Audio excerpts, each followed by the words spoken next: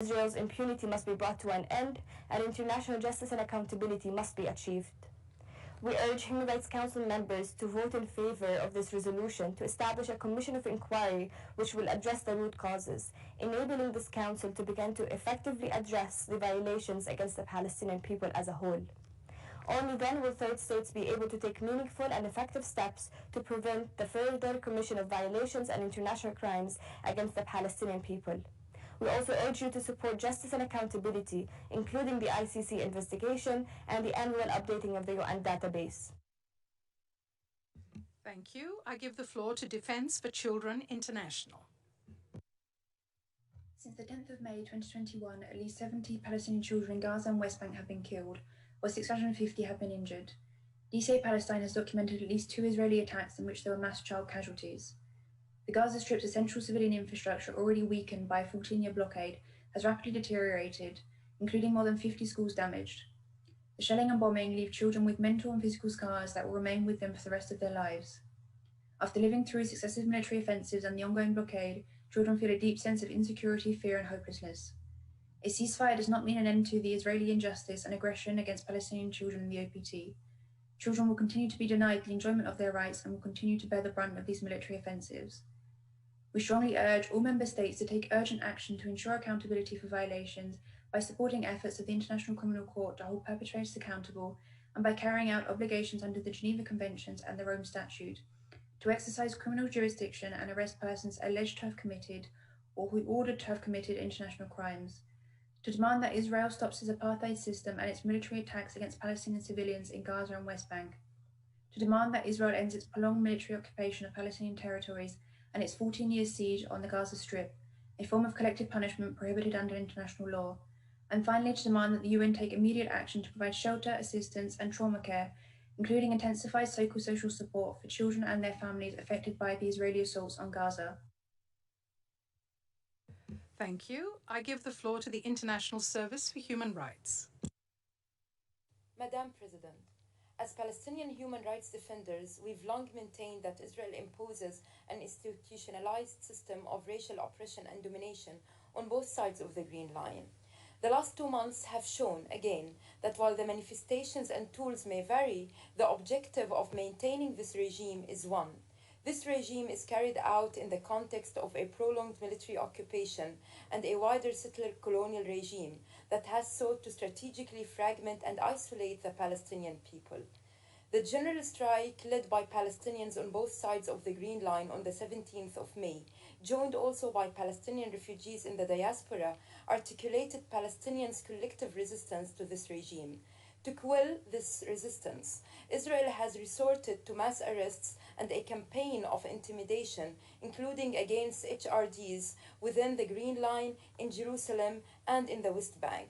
All this happens while the closure on the Gaza Strip enters its 15th year, a period during which Israel has launched 4 wars on the Strip, systematically and deliberately flouting international humanitarian law by targeting civilians and civilian infrastructure. We therefore urge this Council to recognize that Israel is practicing the crime of apartheid against the entirety of the Palestinian people and support the resolution establishing an ongoing commission of inquiry. Thank you, and I give the floor to the Palestinian Initiative for the Promotion of Global Dialogue and Democracy. The latest crackdown on Palestinians in 48, the West Bank, including East Jerusalem and Gaza, clearly demonstrates Israel's institutionalized policy aimed at maintaining its settler colonial and apartheid regime over the Palestinian people as a whole. Palestinians have been resisting forced displacement, dispossession, and ethnic cleansing in various cities and neighborhoods since 1948. Today, families in the Jerusalem neighborhood of Sheikh Jarrah and in Silwan are fighting to save their homes from being stolen by the occupation and the Israeli settlers. In Sheikh Jarrah and Silwan, around 8,000 Palestinians remain under the threat of forced displacement from their homes. Forcible transfer of the occupied population is prohibited under international humanitarian law and constitutes a war crime according to the Rome Statute of the International Criminal Court. Nahalat Shim'on International, a settler organization based in the US, filed lawsuits to seize the homes Palestinian families in Sheikh Jarrah using inherently discriminatory laws such as the legal and administrative matter laws and the absentee property law of 1950 to forcibly displace Palestinians and confiscate their land or property and transfer their land to Israeli settlers with the support of the Israeli authorities and the judicial system. We call on the Council to adopt the resolution establishing the Commission of Inquiry addressing the root causes of Israel's settler colonialism and apartheid as a first step to accountability and justice. Thank you. And I give the floor to the Norwegian Refugee Council. We welcome the ceasefire and stress that it must be diligently observed so that we can reach people in need of humanitarian relief with unimpeded access. Unless the siege is lifted and the prolonged occupation of Palestine is brought to an end, the death and destruction witnessed are bound to repeat themselves in a senseless cycle of indiscriminate and disproportionate attacks by Israel and Palestinian armed groups. The call for calm in the West Bank must be linked to reversing the risk of forcible transfer looming over Palestinians in East Jerusalem, including Sheikh Jarrah and Area C, and their supplanting with Israeli settlers in violation of peremptory norms of international law. Settlements are not only in grave breach of IHL and an obstacle to peace, they are a threat to the peace and an act of aggression. The protracted besiegement of Gaza must be redressed to ensure humanitarian plight is reduced, the maritime and air blockade and land closure lifted. Restoring safe passage between Gaza and the West Bank is a legal obligation and of paramount importance, allowing for governance reform and economic recovery. Addressing the question of Palestine, including the prolonged occupation maintained by Israel and the plight of Palestine refugees in the region, requires a revitalized international effort to arbitrate between the occupant and the occupied. The Council must not only remind parties of their obligation to respect the rules of international law, but also ensure through its means they act accordingly or be held to account. Thank you. And I give the floor to the Women's International League for Peace and Freedom. The Women's International League for Peace and Freedom stands with the Palestinian people. WILF and WICLAC supports the creation of a commission of inquiry to address the root causes of systemic discrimination and violation of human rights of Palestinians. The enemies of accountability are impunity and exceptionalism. Israel's impunity and exceptionalism must no longer be tolerated, nor should the complicity of other member states in the violations. The illegal annexation of Palestinian lands, the 14-year blockade imposed on Gaza, institutional discrimination, and the bombing of populated areas have devastated the lives of Palestinians. The apartheid system results in crimes against humanity and violations of human rights. Women and girls are differently and disproportionately impacted. The participation and voices of Palestinian women must be ensured. It is unconscionable that states, including the USA, Germany, and Italy, still supply weapons and other military assistance to Israel, despite the clear risk of serious violations of human rights and IHL. The Human Rights Council must ensure gendered impacts are investigated and addressed, recommend immediate and comprehensive arms embargo, urge all parties to end the use of explosive weapons in populated area, and strengthen scrutiny of all companies that benefit from the occupation. Thank you. I give the floor to the Institute for NGO Research. Members of this council have told you that the violence we are discussing today is because of Sheikh Jarrah. Nothing could be further from the truth. Beginning on April 13, Jews were randomly brutalized on the streets near the Old City. The attackers posted the videos for fun on TikTok. Rioters desecrated Muslim holy sites by stockpiling weapons inside Al-Aqsa to attack worshippers at the Kotel and engage in violent confrontations with police. Hamas began a war by firing 6 rockets at Jerusalem, and over the next 11 days bombarded Israeli cities with 4,300 missiles, killing and injuring hundreds. Spurred on by Hamas and PA incitement, mobs in Lod and Akko initiated pogroms, burning synagogues, destroying Torah scrolls, terrorizing and killing Jewish residents. In Jerusalem, these mobs targeted rabbis, smashed cars, and bombed homes. Inspired by this hate, groups rampaged against Jews in London, New York, Los Angeles, and elsewhere. We all know these attacks on Jews have nothing to do with a few buildings in Jerusalem. As a senior Hamas leader told RT on May 24, the violence is so that Israel will come to an end, just like it had begun. UN officials and the members of this council have been silent about this rank anti-Semitism. This meeting and the new COI are an assault on Jewish self-determination and the existence of a Jewish homeland. The intent is to dominate and to oppress Jews. How many members of this council are going to go along with this anti-Semitic agenda? Thank you. And I give the floor to Medical Aid for Palestinians. Mr. President, my name is Fikr Shaltut and I'm the Director of Programs for Medical Aid for Palestinians in Gaza. Israel's illegal 14-year closure, repeated military assaults, and the shooting of thousands of protesters and medical workers in the Great March of Return protest in 2018-19 have de-developed Gaza's healthcare system and caused chronic lack of essential medicines, equipment, medical specialists, and other essential resources. With Israel's discriminatory vaccination policy, the COVID-19 pandemic had pushed Gaza's healthcare system close to collapse even before the recent hostilities. Israel's latest bombing damaged 30 health facilities in Gaza, including Gaza's only COVID-19 testing laboratory, and killed a psychologist and 2 doctors, including a Shifa hospital COVID lead. These incidents reflect the clear patterns of attacks on Palestinian healthcare personnel and facilities by Israel over many years, established in previous investigation mechanisms of this council. The international community's failures to end impunity for these violations has once again put Palestinian healthcare in harm's way. We therefore urge members of the Council to support the resolution establishing this new commission of inquiry, and finally ensure accountability to ensure the protection of Palestinians and their basic rights to healthcare from future violations. Thank you. And I give the floor to Ingenieur Dumont. President, the United Nations was founded to prevent war, yet today's one-sided session and the predetermined investigation it proposes will achieve the opposite, because they were the very purpose of this war. The purpose of Hamas, backed by the Islamic Republic of Iran, was to attack Israeli cities from within populated areas in Gaza, to incur civilian casualties and exploit the suffering of their own people in order to delegitimize Israel here at the UN, in international courts, and the media. A Council for Human Rights ought to condemn what Hamas is doing.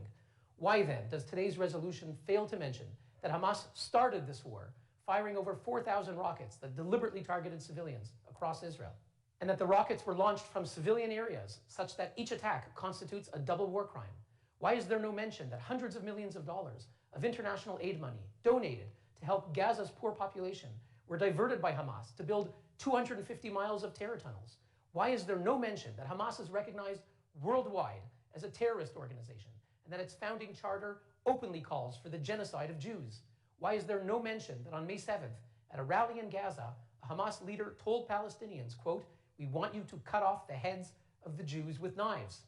Why is there no mention that in the past 2 weeks, Jewish people worldwide from London to LA were threatened, chased, and violently assaulted by pro-Palestinian protesters? Madam President, isn't the UN supposed to defend victims of terrorism and racism? Thank you. And I give the floor to the World Jewish Congress. Thank you, Madam President. My name is Dr. Amichai Magen, and I'm a senior lecturer at the Lourdes School of Government, Diplomacy and Strategy, and a board member of the Israel Council on Foreign Relations, which is a nonpartisan forum operating under the auspices of the World Jewish Congress. It is ironic that I have a mere 90 seconds to address you, because 90 seconds is the maximum amount of time that every single Israeli citizen has to scramble to find shelter in the face of the massive rocket attacks fired at them by Hamas and Palestinian Islamic Jihad from Gaza. Most of them, in fact, have less than 90 seconds to try to save themselves from one of the most egregious violations of human rights possible, the deliberate targeting of civilians with indiscriminate rocket fire. Madam President, every single rocket and mortar shell fired by Hamas and Palestinian Islamic Jihad from Gaza into Israel is a double war crime. This council is responsible for the promotion and protection of human rights, part of a vision of making the world a better place by encouraging those who safeguard human lives and condemning those who seek to destroy them. On behalf of the World Jewish Congress, I urge you to condemn Hamas and Palestinian Islamic Jihad. Any other position of this council would be unconscionable and will weaken the credibility of this body. Thank you. Thank you. And I give the floor to Amnesty International. Madam President, I have documented a chilling pattern of Israeli forces using abusive and wanton force in East Jerusalem. Also, potential war crimes and other violations of international humanitarian law by both Israeli forces and Palestinian armed groups during 11 days of deadly hostilities, which left over 250 dead in Gaza and 12 in Israel. In Sheikh Jarrah, I witnessed a chilling pattern of Israeli forces using abusive and wanton force against largely peaceful Palestinian protesters and the families in the neighborhood. I saw how the families were affected by such violence and heard from them about their continuous dispossession since 1948 until today, where they are living under the imminent threat of being replaced by Jewish Israeli settlers. From Gaza, I heard harrowing stories about how entire families were killed by Israeli strikes. They spoke with desperation that this was the fourth time since 2008 they experienced this destruction, and how this is all happening as they are locked in a punitive blockade. There is now a ceasefire, and I hope this could be the beginning of an end to the institutionalized discrimination and systematic human rights violations that Palestinians suffer on a daily basis, this which is the root cause of the cycle of violence.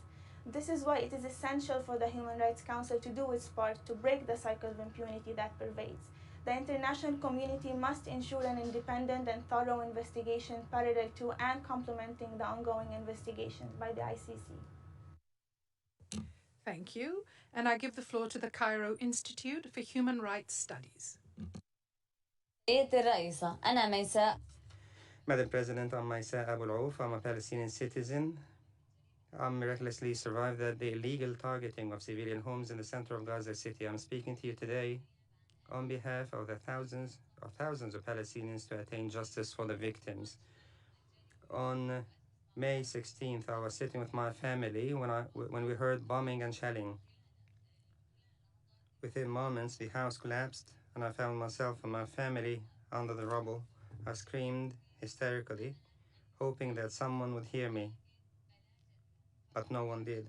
I lost my sisters, Rawan and Shaimat, in front of my eyes under the rubble. Around me, my family were among the dead and wounded. For me and for those who lost their beloved ones because of the Israeli occupation, I call for the support of the resolution to establish a commission of inquiry into the terrorism of Israel, stop the genocide of Israel against the Palestinians. We are not numbers. We are children and women, and we want to live in peace. We call upon you to bring the perpetrators to accountability. Thank you. Thank you. And I give the floor to the Legal Center for Arab Minority Rights in Israel. President, over the past month, Palestinian citizens of Israel and Palestinians in OPT have suffered grave human rights violations by Israeli authorities. Adala's main concerns regarding Palestinian citizens of Israel are: 1. Organized violence by extremist right-wing Israeli Jewish groups against Palestinian citizens and their property with police protection and collusion. 2. Excessive use of force and violence by Israeli police against Palestinian peaceful protesters and mass arrests and detentions. 3. Incitement by Israeli government officials against Palestinian citizens, including by Prime Minister Netanyahu. 4. Selective enforcement of curfews and lockdowns against Palestinian citizens in mixed Jewish Arab towns in Israel. The Israeli police also announced on 23rd of May a mass arrest campaign aimed at repressing Palestinian dissent by employing thousands of police forces to raid homes, to intimidate citizens, and to, quote, settle scores. These escalations come in the context of the 2018 Jewish nation-state law, which enshrines in law the decades-long systematic institutional discrimination and domination over Palestinians. It is crucial for this council to address these root causes, so we call for a vote in favor of the proposed resolution, which for the first time can inquire into the root causes of the conflict on both sides of the Green Line. Thank you. Thank you. I give the floor to the International Association of Jewish Lawyers and Jurists. Madam President, the International Association of Jewish Lawyers and Juries expresses its deep sorrow for civilian casualties both in Israel and Gaza Strip during the recent hostilities. We ask that the Council strongly condemn the intentional targeting of civilians by the Hamas and other terrorist organizations in Gaza Strip. Hamas fired over 4,000 rockets towards Israel, threatening and terrorizing half of its population. Hundreds of those rockets fell short inside the Gaza Strip, killing and injuring Palestinian residents of Gaza as well. Hamas must be condemned for using civilians as human shields and using civilian infrastructure as a base for its operations. Hamas has clearly violated the rules of international humanitarian law. Overlooking these practices undermines the protection of the most fundamental human rights of civilians in Gaza and Israel alike. The Council should denounce Hamas for initiating the recent cycle of fighting by firing indiscriminate rockets toward Jerusalem, housing of most sacred locations for Judaism, Islam, Christianity, without any prior provocation. Israel has expressed its commitment to respect international humanitarian law, notwithstanding the blatant disrespect of the rule by the Hamas. We expect and demand that the Israeli government investigate any allegations for violations of international humanitarian law, and we know that it will be done. However, the same cannot be said about the Hamas authorities. Thank you, Madam President. Thank you, and I give the floor to the Women's Center for Legal Aid and Counseling. Ladies and gentlemen, living in Gaza under the last aggression taught me that you will never be prepared for a massacre or its burdens. Me, as a woman and as a mother, I was taking care of my children, particularly that my husband was in duty as a journalist. I was terrified as much my children. One day, my child hid himself in a tent he made of towels and said to me, at least my legs won't be amputated if the rocket hit the ceiling. I am one of thousands of Gazans who is struggling daily as Palestinians and as women. After the last aggression and the bombing of the residential building, women were left behind alone, struggling for the refugee, the basic services after the infrastructure was damaged, the education of the children, and taking care of the traumatized families, and too many other things. Therefore, I'm calling the state of members to support the establishment of Commission of Inquiry that addressing the root cause of the situation and investigate the gender impact of that situation. Thank you. Thank you, and I give the floor to Action Canada.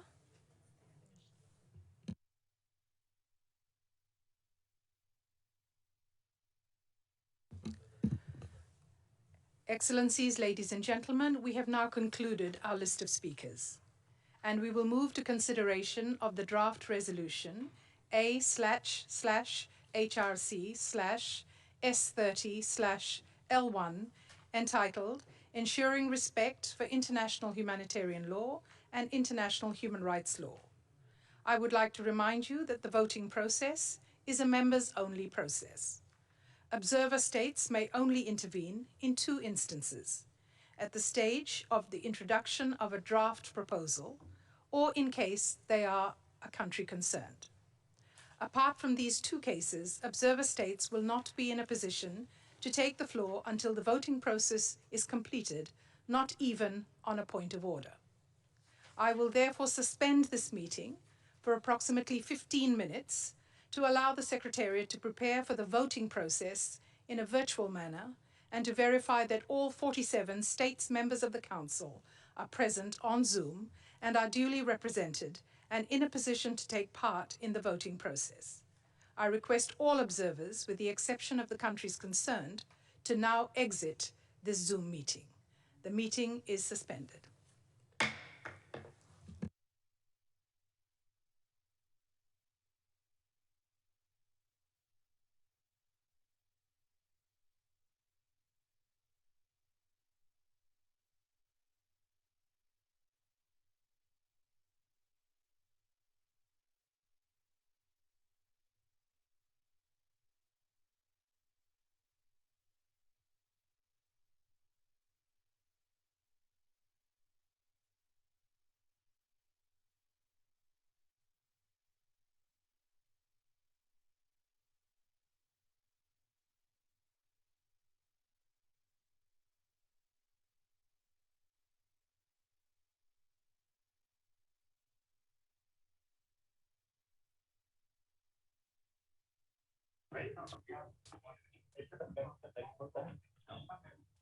Good afternoon. Dear delegates, dear ambassador, we will now proceed to the preparation before the vote. Since voting is a members-only process, we kindly ask all observers, with the exception of the concerned countries, to leave the room. You can follow the proceedings in all 6 languages of the UN on the UN Web TV link in the chat box. At this stage, we also need to verify that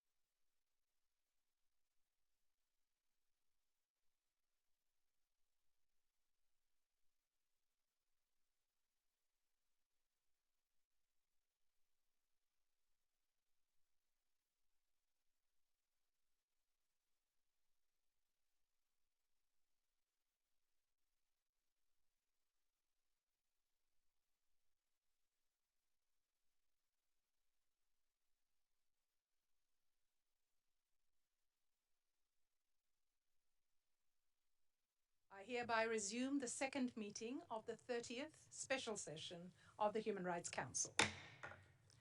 The Secretariat has verified that all representatives of the states members of the Council wishing to take part in the voting process, as well as concerned countries that would speak, are present in the Zoom meeting. The meeting has been locked, and we can now proceed with action on the draft resolution A/HRC/S30/L1. As decided by the Council this morning, should there be a request for a vote, we will apply the same extraordinary modalities for electronic voting as were applied during the 46th regular session of the Council, as articulated in Annex 2 of the minutes of the Bureau meeting of the 21st of May. Allow me to highlight the main points of these modalities. We will start with a test vote using the e-recorded votes module on the e-delegate platform. Once this test vote is completed, we will proceed with a consideration of the draft resolution before us today. We will follow the same standard procedure for voting as in previous sessions. The voting process would proceed via the Zoom platform in the same manner as it used to be in Room 20. The main sponsors of the draft resolution would introduce their text via Zoom or a pre-recorded video message, and members of the Council would also participate via Zoom or pre-recorded video messages to make general comments and explanations of vote before the vote. Should any state member of the Council wish to make a procedural motion as part of general comments, the representative of that state would be able to do so by 1. Pressing the raise hand button, 2. Indicating the motion in the chat box, and 3. Putting their camera on. I would also like to remind you that in accordance with Rule 128 of the Rules of Procedure of the General Assembly, a sponsor of a draft proposal or an amendment is not permitted to explain his or her vote on his or her proposal or amendment. Finally, the general speaking time limit during the voting process is 3 minutes for all. Should there be a request for a vote on the draft resolution, I would ask the Secretariat to activate the vote on the e-delegate platform. For security reasons, the system may periodically log representatives of the states members of the Council out of the e-delegate platform. Therefore, before opening the vote, I would ask representatives to log out and log in again. Once I ask the Secretariat to activate the vote on the draft resolution, representatives would then see the draft resolution appear on the e-recorded votes module of the e-delegate platform, upon which they would be able to electronically cast their vote on the draft resolution. Representatives may also need to refresh the page by clicking on the refresh button in order for the draft resolution to appear on their screen. I will proceed slowly with the vote in order to allow all states members of the Council to have ample time to cast their vote. Should there be more than one representative from a state member of the Council connected to the e-delegate platform and casting a vote for that state, the platform would reflect the last vote cast by a representative of that state. Representatives would be able to change or delete their votes so long as the vote remains open. Once all states members of the Council present and voting would have cast their votes and checked that their vote is accurately reflected on the e-delegate platform, I would ask the Secretariat to close the vote on the draft resolution.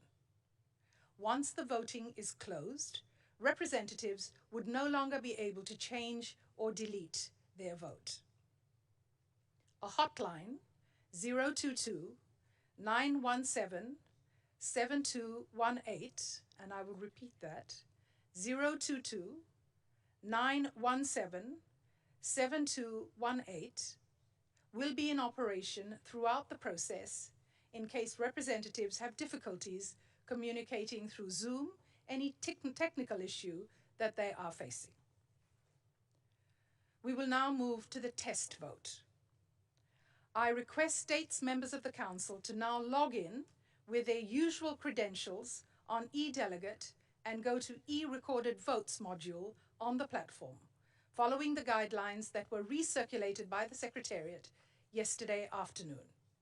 If you were already logged in on the platform for the reasons I have explained earlier, please log out and log in again.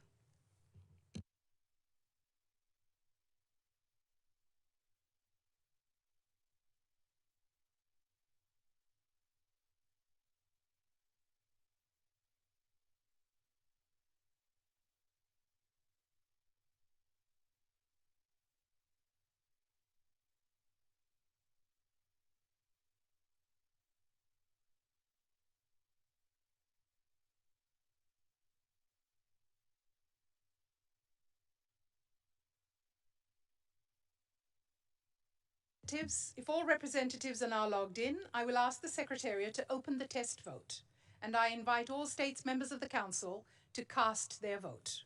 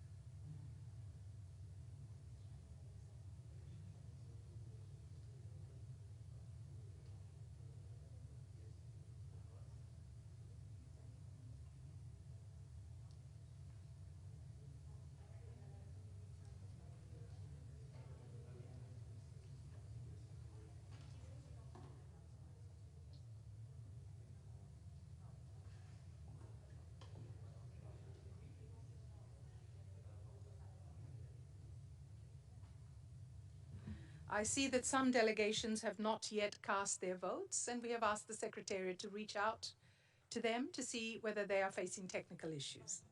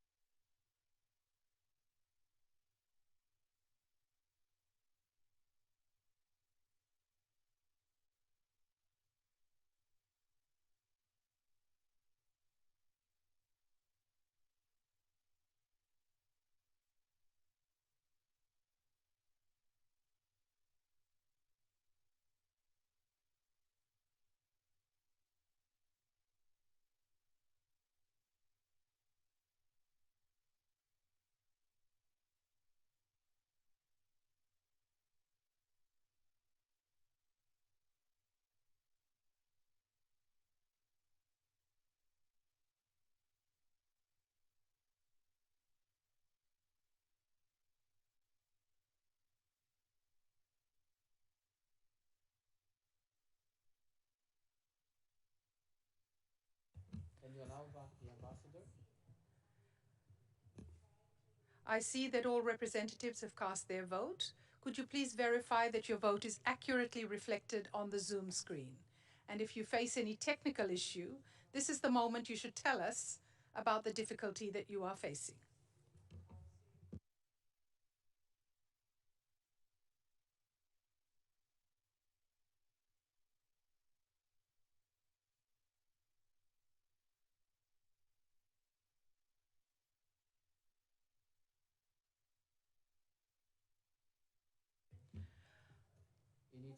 I see no hands raised indicating technical issues, and I therefore will ask the Secretariat to close the test vote.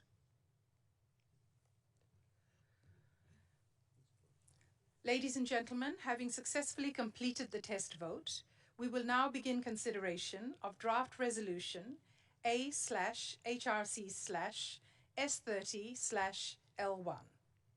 I give the floor to the representative of Pakistan to introduce the draft resolution. Madam President, on behalf of the OIC member states that have requested convening of the special session and co-sponsors, Pakistan has the honor to present the draft resolution entitled Ensuring Respect for International Human Rights Law and International Humanitarian Law in the Occupied Palestinian Territories, including East Jerusalem and in Israel, as contained in document A/HRC/S-30/L1, as orally revised. The oral revisions have been circulated. Madam President, the draft resolution is contextualized in the recent cycle of violence ignited by Israel's forced evictions of Palestinians from occupied East Jerusalem neighborhoods and subsequent storming of the Al-Aqsa Mosque during the holy month of Ramadan. These actions are a continuation of illegal occupation, aggression, perpetuation of tyranny, and illegal activities, including apartheid policies conducted with impunity by an occupation regime. The resolution aims to demonstrate the Council's resolve to address the impunity, hold the aggressor accountable, and to ensure respect for international human rights and humanitarian laws. The preambular part of the resolution reaffirms the principles, obligations, and applicability of international law, including international human rights and humanitarian law. It reiterates the obligations and applicability of the Geneva Convention relative to the protection of civilian persons in time of war, as well as the Fourth Geneva Convention, which is applicable to the occupied Palestinian territory, including East Jerusalem. The draft text also recalls all relevant Human Rights Council, UN General Assembly, and UN Security Council resolutions. It emphasizes the importance of the safety and well-being of all civilians and reaffirms the obligation to ensure the protection of civilians under occupation. Madam President, the operative part of the resolution entails a decision by the Council to urgently establish an ongoing independent international commission of inquiry with a mandate inter alia to 1. Investigate in the occupied Palestinian territory, including East Jerusalem and in Israel, all alleged violations of international human rights and humanitarian laws leading up to and since 13 April 2021. 2. Identify the underlying root causes of the current tensions, instability, and protection of conflict, including systematic discrimination and repression based on national, ethnic, racial, or religious identity. 3. Make recommendations, in particular on accountability measures to end impunity for such violations and justice for victims. The draft text also urges all states to refrain from transferring arms in the face of clear risk that such arms might be used to commit or facilitate serious violations of international human rights and humanitarian laws. The draft resolution calls upon all relevant parties to fully cooperate with the Commission of Inquiry and facilitate its access. Madam President, this draft resolution at its core seeks to ensure respect for international law and to develop an international architecture that ends impunity for grave and persistent human rights violations at a scale which is unparalleled in recent decades. The ultimate objective of this text is to protect people and ensure respect for their rights and dignity. These goals are central to the mandate of the Human Rights Council and the membership pledges that many HRC member states advocate. We therefore call on Council members to demonstrate their commitment to human rights principles that apply to everyone, everywhere. This draft resolution represents a litmus test of the conformity between words and deeds, or lack thereof. We hope the Council members will side with the right side of history and join consensus on the draft text. I thank you. Thank you. I have been informed by the Secretariat that there are 2 additional co-sponsors to the draft resolution. We will now hear general comments on the draft resolution entitled Ensuring Respect for International Human Rights Law and International Humanitarian Law in the Occupied Palestinian Territory, including East Jerusalem and in Israel, as orally revised. I now give the floor to members of the Council who wish to make general comments on the draft resolution as orally revised.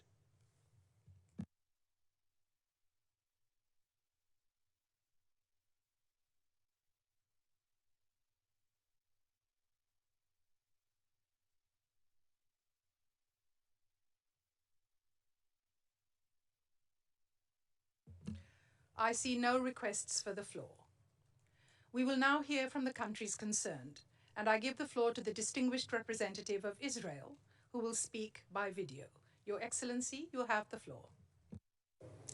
Thank you. The draft resolution that this Council is about to vote on has nothing to do with reality, has nothing to do with human rights, and definitely has nothing to do with promoting dialogue between Israel and the Palestinians. Madam President, for years the Human Rights Council has been creating a parallel universe where Hamas and Israel are given a moral equivalence, a parallel universe that has no grip in reality, a universe in which politics prevails over human rights. This session and this draft resolution are no different. Madam President, after listening to the interventions given here today, let me set the record straight.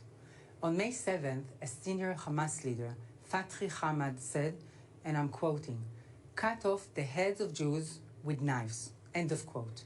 Just 3 days later, Hamas, a racist, genocidal terrorist organization, launched an unprovoked, unjustified attacks against civilian population in Israel, while cynically hiding military infrastructure in the midst of Gaza's civilian population. This constitutes a double war crime. Over these 11 days, Israel did its utmost to protect all its civilians. For that, indeed, it uses its advanced military protection systems, its civilian shelters, and its laws and regulation in times of emergency. We will make no apologies for defending our citizens. Israel has the capability to defend its people in accordance with international law and will continue to do so.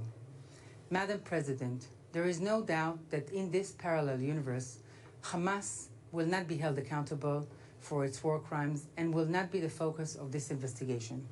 There will also be no accountability for Israeli victims while Hamas terrorists are in control of the Gaza Strip and are shielded by their partners in Ramallah and representatives here in Geneva. Jabril Rajoub, Secretary General of Fatah, last week said, and I quote, "We do not condemn, on the contrary, we salute every form of resistance. These rockets shook their entity and drew a blow to their sense of security," end of quote. States participating today need to ask themselves, will they embrace this parallel universe? Will they vote to create a new mechanism knowing how obsessive the Council already deals with Israel? I do not need to remind you all of the numerous resolutions, special sessions, and biased reports targeting my country. Members of this Council voting yes will only perpetuate this parallel universe. We urge you to vote against this resolution. I thank you, Madam President. I thank you for your statement. I now give the floor to the distinguished representative of the State of Palestine. He will speak on Zoom. Excellency, you have the floor. شكرا سيد الرئيس. بداية أود بالشكر والتقدير. Thank you, Madam President. First, I should like to express thanks for convening this special session and thank those who have supported this draft resolution. I'd like to thank the delegation of Pakistan and the coordinator of the Organization of Islamic Cooperation and all those who have taken part in this session. I should also like to thank civil society institutions and the presidency of the Human Rights Council and the Secretariat.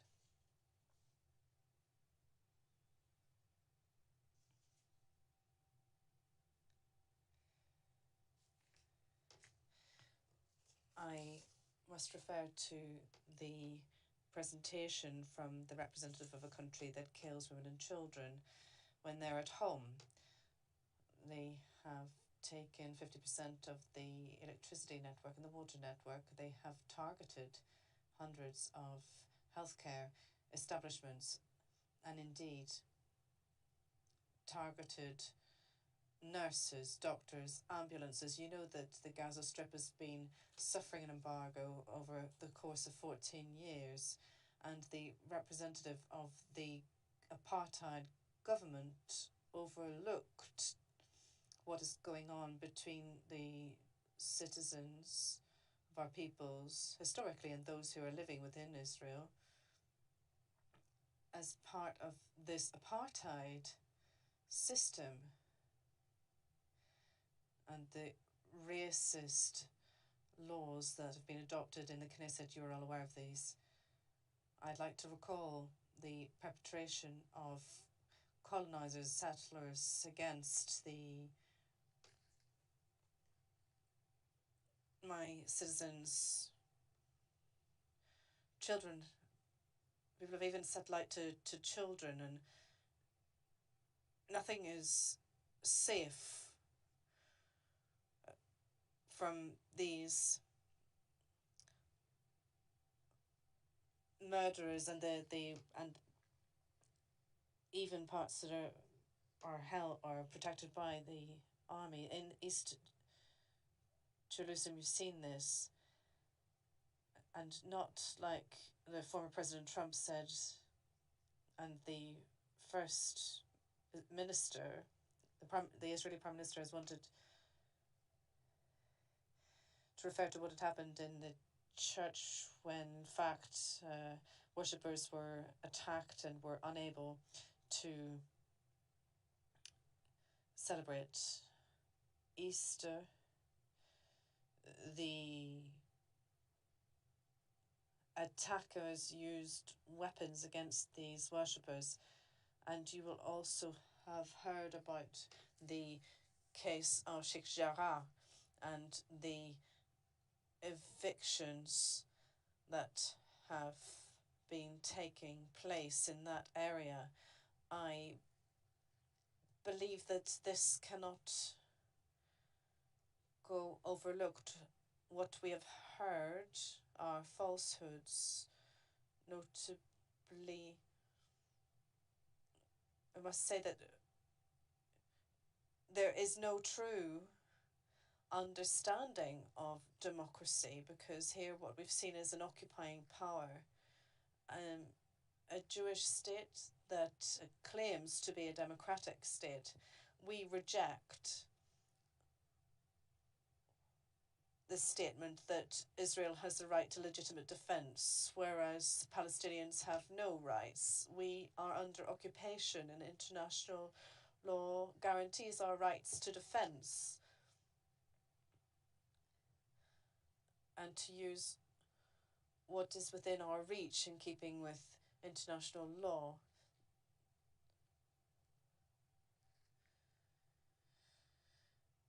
Now, if Israel has the right to legitimate defense, whereas nobody is actually referring to the rights of Palestinians who are suffering from the brunt of the occupation over many years, and I believe that this needs to be carefully examined and reflected.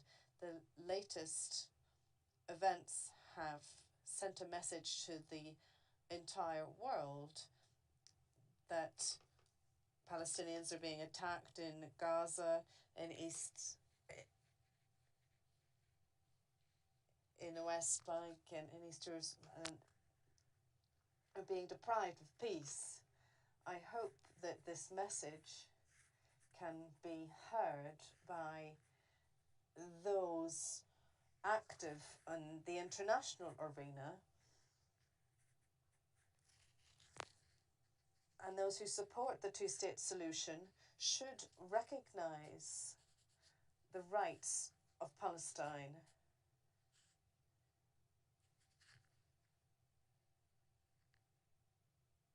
This was adopted as part of a decision adopted in 1947, the division of Palestine, where there are 7 million refugees across the world, which is the result of that decision. But now the state of Palestine needs to be recognized and an end called to occupation so that they can exercise their right to self-determination. This resolution aims to see accountability, establishment of facts, of truth, in keeping with international law and international human rights law, with East Jerusalem and within Palestine, in order to uphold the legal and legitimate international system. There are many commissions of inquiry, but when we turn to Israel, we hear that this is a discrimination against Israel. Israel seems to be outside of international law, does not respect its international obligations, and I would like to see international law upheld and you vote for this resolution. Thank you. I thank you for your statement. I have been informed by the Secretariat that there are PBIs for this draft resolution as orally revised. I now give the floor to Mr. Eldon Pierce from the Programme Support and Management Services of the OHCHR for a statement. He will speak on Zoom. Thank you, Madam President.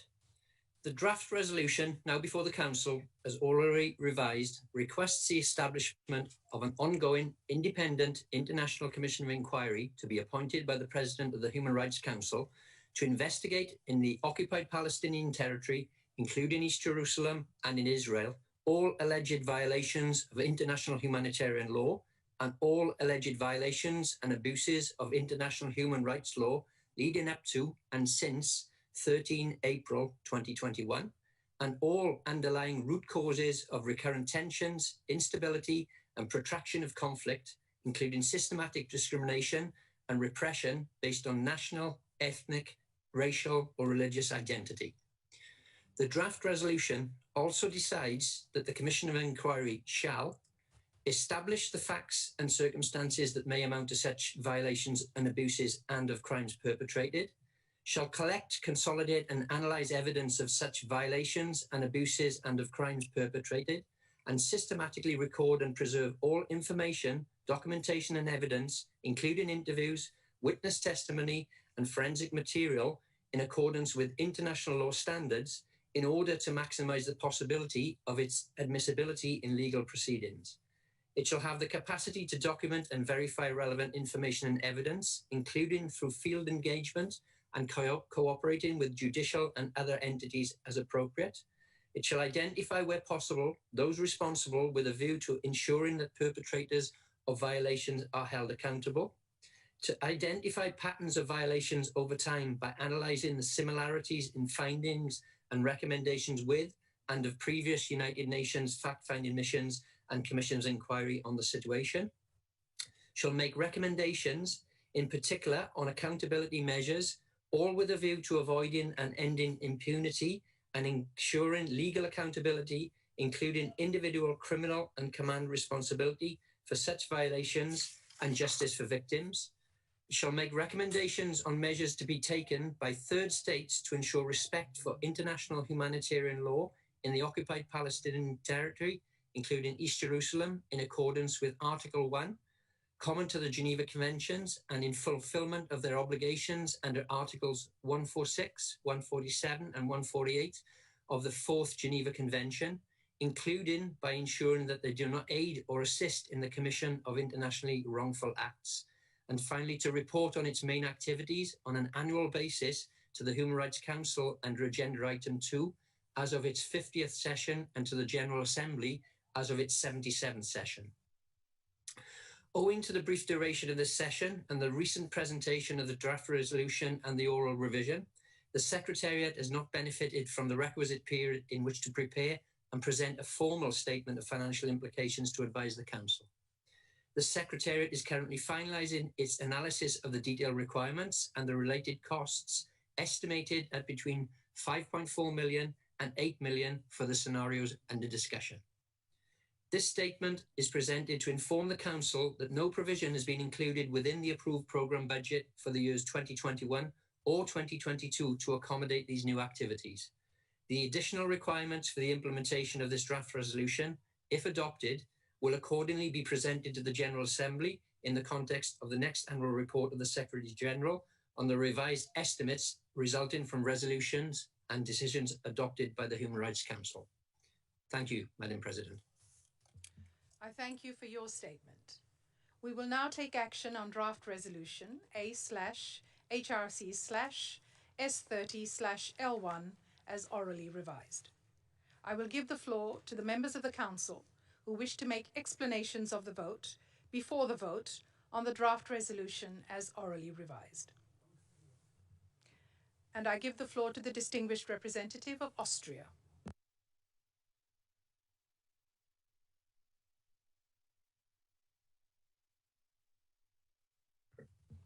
Austria, you have the floor. Madam President, both Israelis and Palestinians alike deserve respect for their human rights and have the right to live in peace and security. All sides must uphold international humanitarian and human rights law. Today's special session, unfortunately, continues the regrettable practice of singling out Israel for criticism in the Human Rights Council by addressing only the human rights situation in the occupied Palestinian territory, including East Jerusalem. Austria deplores the loss of civilian lives, including children, on both sides, and welcomes the ceasefire. We unequivocally condemn the firing of rockets by Hamas and other terrorist groups from Gaza into Israel, and regret that the resolution presented today does not include any statement to this effect. The mandate of the proposed Commission of Inquiry covers all violations and abuses of international humanitarian law and international human rights law in occupied Palestinian territory, including East Jerusalem and in Israel, and therefore all acts relevant on both sides. Nevertheless, the context in the preamble and the title of the special session clearly single out and target Israel yet again. This selective approach contributes to hardening positions and weakens the Council's important voice when calling for respect of international human rights and humanitarian law. Austria attaches great importance to the rule of law and compliance with international humanitarian and human rights law by states and non-state actors. Unfortunately, for all the reasons enumerated before, we are not convinced that this resolution lends itself to enhancing respect for international law and human rights. Therefore, Austria will vote against this resolution. Madam President, Austria's position on the Middle East process remains unchanged, in line with the European Union. Our guiding principle is and will remain international law when it comes to Israeli settlement activities, forced evictions and demolitions of Palestinian homes, and when it comes to the special significance of the holy sites in Jerusalem and upholding the status quo for the Temple Mount, Al-Haram, Al-Sharif. In this respect, we fully recognize the special role of the Hashemite Kingdom of Jordan as the custodian of the holy sites. Genuine peace and security for Israelis and Palestinians alike can only be achieved through a political solution. For us, the goal is clear. We need a negotiated two-state solution, allowing Israelis and Palestinians to live side by side in peace and security. Together with the other members of the European Union, we stand ready to support this process, hand in hand with partners in the region and beyond. Thank you. Thank you. And I now give the floor to the distinguished representative of Germany on Zoom. Madam President, Germany deplores the high number of civilian deaths and injured, including women and children in Israel, East Jerusalem, the West Bank and Gaza, as a result of the violence in the past weeks. Germany strongly condemns the indiscriminate firing of rockets from Gaza on Israel. Israel had a legitimate right to defend itself against these attacks. Foreign Minister Heiko Maas traveled to the region to discuss the situation with leaders in Israel and the Palestinian territories last week. We welcome the ceasefire that has been achieved since. As to the resolution before us, Germany holds strong reservations. The Human Rights Council has an important role dealing with acute crisis and related human rights violations. The present resolution, however, does not address the recent escalation and omits any context. Instead, it would mandate a commission of inquiry that stretches indefinitely into the future and the past. Furthermore, the task to be undertaken would far exceed previously mandated COIs. At the recent 46th Human Rights Council, we appreciated the constructive negotiation spirit on the Middle East resolutions. By way of thorough negotiations in good faith, good results were achieved. We regret that we did not come together in the same spirit and with enough time to negotiate this resolution. For these reasons, Germany cannot support the resolution presented. Germany therefore calls for a vote on the resolution and will vote against it.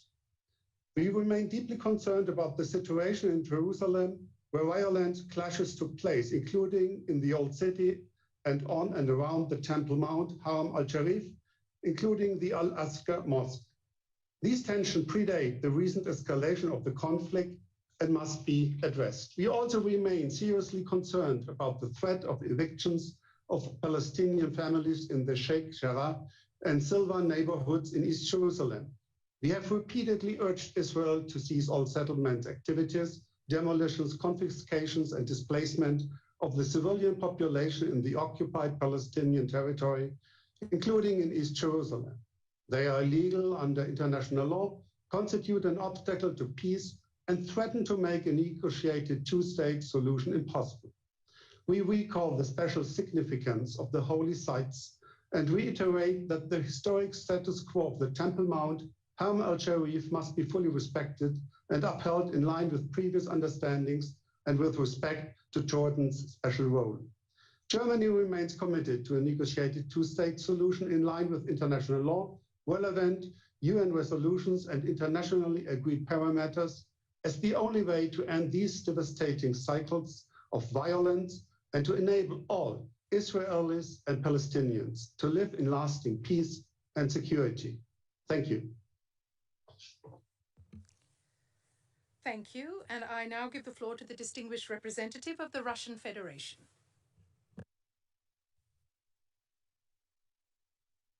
Госпожа председатель.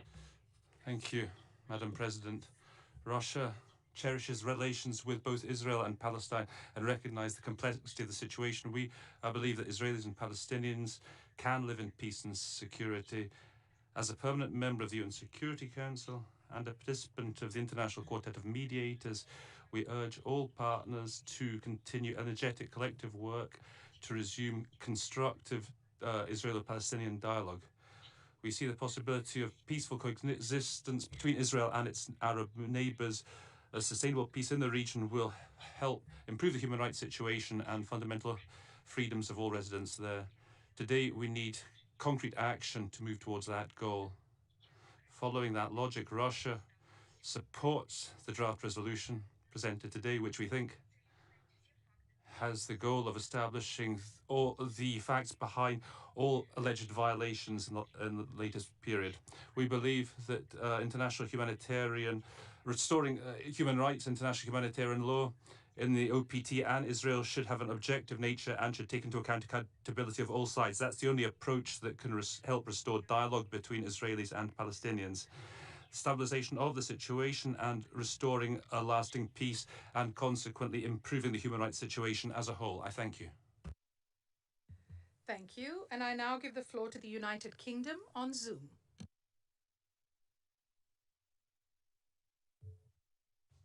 Thank you, Madam President. We recognise the importance of this special session on the situation in Israel and the occupied Palestinian territory.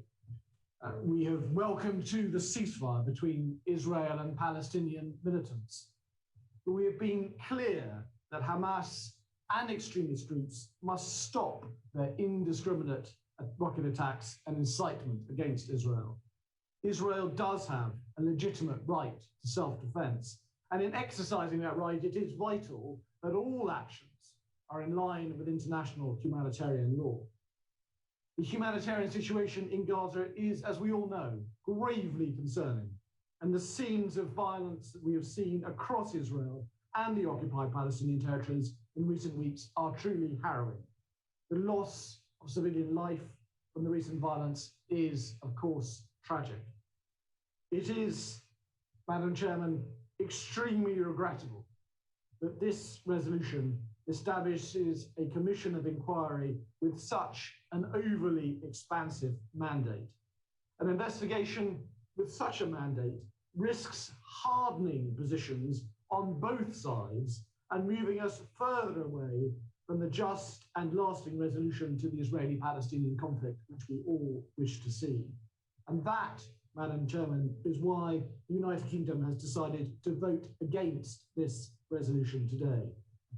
As the British Foreign Secretary Dominic Raab made clear this week when meeting with the Israeli and Palestinian leadership, the recent escalation demonstrates the urgent need to make progress towards a more positive future and to address the drivers of conflict. The United Kingdom will continue to support efforts towards a two-state solution to ensure justice and peace for both Israelis and Palestinians alike. Thank you very much. Thank you. And I give the floor to the distinguished representative of the Bahamas on Zoom. Thank you, Madam President.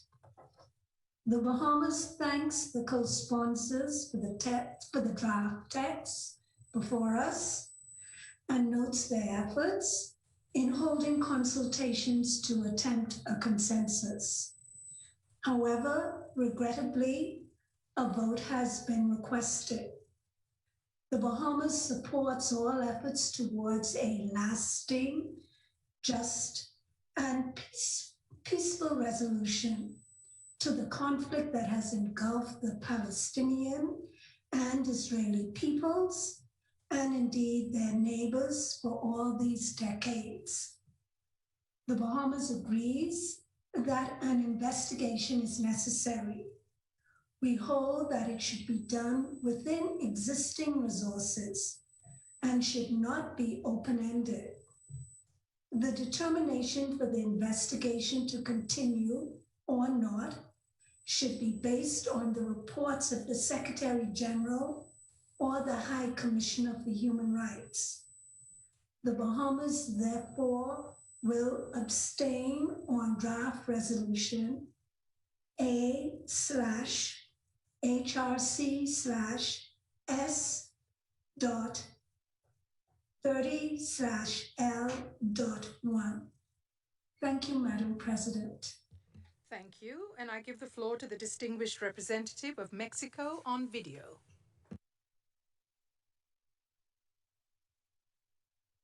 Thank you, President. We're grateful to the sponsors of Draft Resolution L1 for introducing the text and for convening open, transparent informals. We appreciate that the authors of the resolution have taken into account a number of the proposals put forward by Mexico, including the call to third states to desist from transferring arms to the parties when there is a risk of their being used to commit human rights violations. We think it's crucial for this council to shoulder its responsibility when human rights violations take place. The Council is duty-bound to ensure respect for human rights and IHL in all circumstances, including in the OPT and in Israel. The Council has the ability to contribute to accountability for violations of human rights and of IHL through independent investigations into actions committed by all parties to the conflict. That's why Mexico will vote in favor of the resolution. At the same time, we call on the parties to revive the peace process with the support of the international community to achieve a lasting, sustainable peace that guarantees the existence of two states living side by side within secure, internationally recognized borders, and which addresses the legitimate concerns and aspirations of the parties involved on the basis of international law. We would like to point out that we agree with the concerns expressed with regards to creation of investigating mechanisms that are not time-bound. The practice of this Council has been to create mechanisms with a duration of 1 year, which can be assessed and renewed periodically by the Council. We believe that investigation mechanisms of longer duration should only be created for exceptional cases and should be the result of multiple consultations of open-ended processes where there is sufficient time to fully consider all the aspects. Finally, we trust that the willingness of the parties will enable lasting peace in the region. I thank you. Thank you. And I now give the floor to the distinguished representative of Venezuela. I have been informed that Venezuela has withdrawn as a co-sponsor, which is reflected on e-delegate. Your Excellency, you have the floor. Gracias.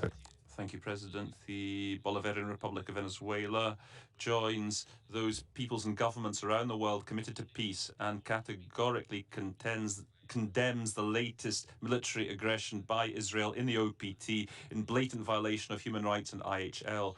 The Human Rights Council should unequivocally condemn the criminal attacks perpetrated by the State of Israel against the Palestinian people, which have led to death and destruction. It's urgent to adopt a resolution condemning the genocidal action of the Israeli government. Therefore, Venezuela supports the creation of an independent international commission of inquiry to investigate grave violations of human rights and of IHL perpetrated by the occupying power in the OPT, including in East Jerusalem. We urge that criminal accountability be established of those who have promoted and executed this inhumane aggression, whose perpetrators must be held accountable before international criminal justice. For those reasons, Venezuela will vote in favor of draft resolution S30L1, introduced by the delegation of Pakistan on behalf of the OIC. Thank you. Thank you. And I give the floor to the distinguished representative of France on Zoom.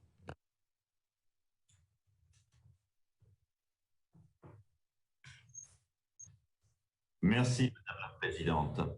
Thank you, President. France welcomes the cessation of hostilities. There's a heavy human toll, though. France has always reiterated the importance of international humanitarian law and respect for it by all. France has fully contributed to collective diplomatic efforts leading to the cessation of hostilities. The resolution before us today, during the special session of the Council, proposes establishing a commission of inquiry whose mandate is too broad and whose goals too vague. In terms of the text, we deemed the mechanism proposed insufficient to shed enough light on the recent cycle of violence. Despite tight negotiating timeframes and the late submission of the resolution, France believes that needs to be specific time-bound barriers for the Commission. We regret that our proposals along those lines were not reflected. The text presented for adoption does not seem satisfactory, therefore. A vote has been called, and if it is called, France will abstain on the text. As you know, France is fully mobilized to reach the two-state solution, the only way of meeting the aspirations of Israelis and Palestinians. The latest escalation shows that in the absence of any political perspective, the Middle East conflict will continue to be marked by episodes of violence where the Israeli and Palestinian populations bear the brunt. France intends to contribute actively to reviving a genuine political process between the parties. I thank you. Thank you, and I see no other requests for the floor. I'm sorry, I recognize the distinguished representative of Bulgaria. You have the floor. Yes, Madam President, do you hear me? We hear you very clearly, and we can also see you, Ambassador. Please proceed. Madam President, as already stated, Bulgaria deeply regrets the loss of life both on the Palestinian and Israeli side as a consequence of the recent hostilities.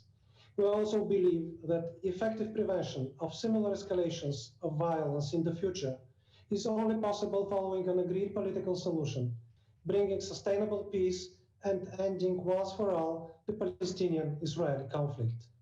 We are not convinced that this objective would be served through the establishment of yet another international investigative mechanism with insufficiently defined scope, territorial limits, and time frame of its activities, and which, moreover, is not mandated to comprehensively investigate the violations by all perpetrators responsible for the recent escalation, including the deliberate targeting with massive rocket fire of civilians and civilian infrastructure by Hamas and other terrorist organizations.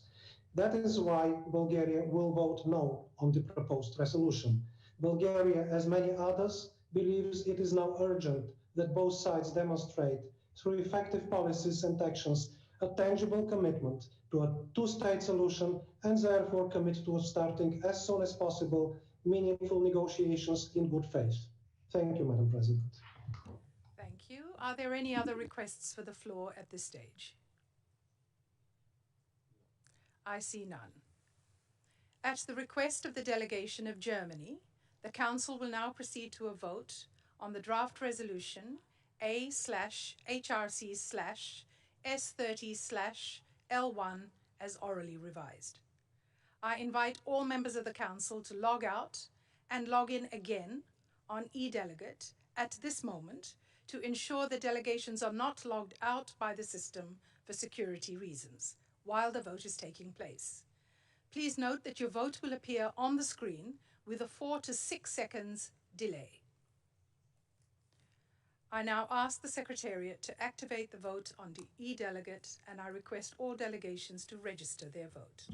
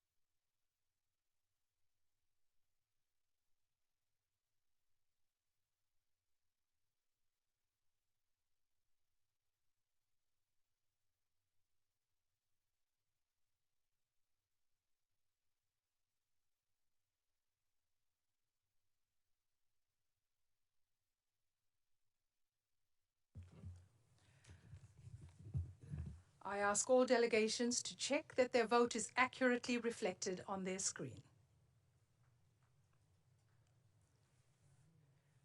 And if so, I will ask the Secretariat to close the vote.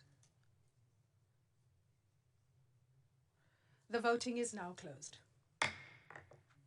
The results of the recorded votes are as follows: 24 in favor, 9 against, 14 abstentions. Draft Resolution A/HRC/S30/L1, entitled Ensuring Respect for International Human Rights Law and International Humanitarian Law in the Occupied Palestinian Territory, including East Jerusalem and in Israel, as orally revised, is therefore adopted.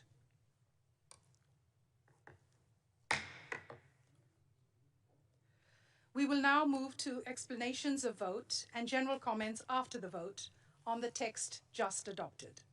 Are there any delegations wishing to take the floor? And I give the floor to the distinguished representative of the Netherlands. You have the floor. Thank you, Madam President. The Kingdom of the Netherlands considers the Human Rights Council as the primary UN forum where governments and civil society meet to define and advance international human rights standards. The Netherlands is of the opinion that possible violations of human rights and international humanitarian law should be independently investigated in all cases. Accountability is crucial to address violations and prevent future violence. The Human Rights Council is created to address possible violations, and we therefore are of the opinion that the recent events do warrant the Council's attention. We appreciate that the resolution aimed at setting up a commission of inquiry as tabled by the Palestinian delegation contains elements that will lead to clarity with regards to possible violations, thereby paving the way for accountability. However, we have decided to abstain for the following reasons. Firstly, the resolution gives the Commission of Inquiry an unusually broad, ongoing mandate and a wide range of tasks, which is unprecedented compared to similar bodies.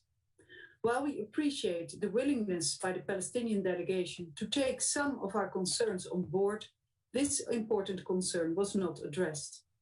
Secondly, the Netherlands cannot support this resolution because the scope of the investigation is not limited to recent events, while it is customary to limit the mandate of such commissions to a particular series of events or a specific period of time.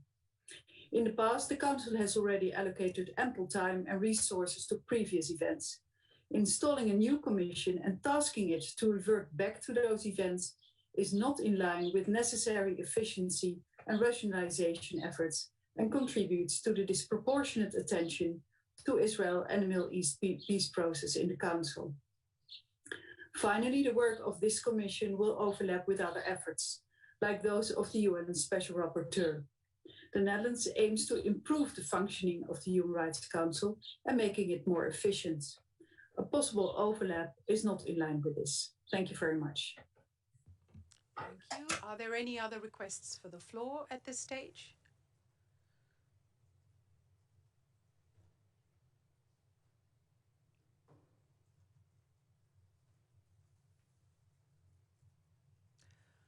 I see none. Excellencies, ladies and gentlemen, with this last statement, we have exhausted the list of speakers for explanations of vote and general comments after the vote and concluded action on the draft resolution.